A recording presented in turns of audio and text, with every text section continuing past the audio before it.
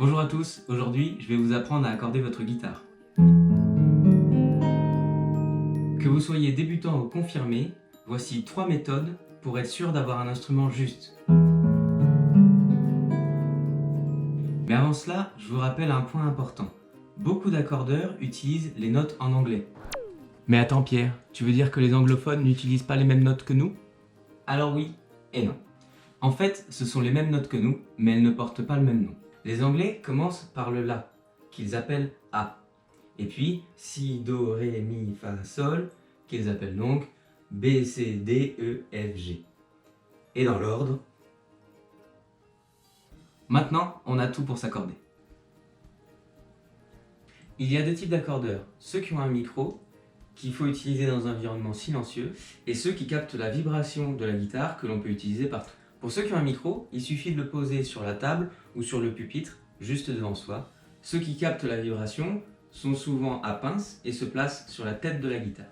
Dans tous les cas, lorsqu'une note est jouée, une aiguille ou un curseur va venir nous montrer si on est proche ou loin de la note visée. Je rappelle qu'il faut ces notes pour accorder nos 6 cordes. Allez-y, je fais une pause. Le temps que vous notiez. Ensuite, il suffit de tourner doucement la clé qui correspond à la corde que vous êtes en train d'accorder pour arriver juste au milieu et que l'écran ou la diode vous affiche la bonne couleur. Attention, ceci dit, à 2 réglages sur vos accordeurs. Vous devez vérifier que vous êtes bien sur G pour guitare. Il y a aussi V pour violon ou B pour basse par exemple. Et puis que vous soyez à 440 et sans bémol. Il y a souvent des boutons sur le côté ou même derrière sur certains modèles pour faire le réglage. Il y a beaucoup d'applis gratuites sur nos smartphones qui permettent de nous accorder.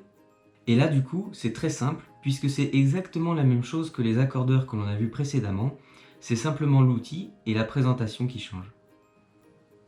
Pour ceux qui ont envie d'aller plus loin ou qui n'ont plus de piles dans leur accordeur, on peut aussi utiliser nos oreilles.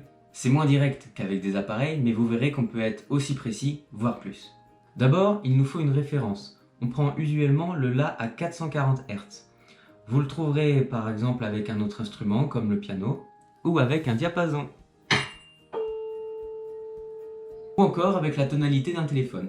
Mais attention, le La d'un téléphone fixe est bien à 440, mais celui d'un téléphone portable est à 415 et en fait c'est un Sol dièse. Une fois qu'on a le La, il faut accorder sa corde de Sol. Et une fois qu'on a cette note, il y a des correspondances sur toutes les autres cordes. Donc du coup c'est assez facile de retrouver les notes.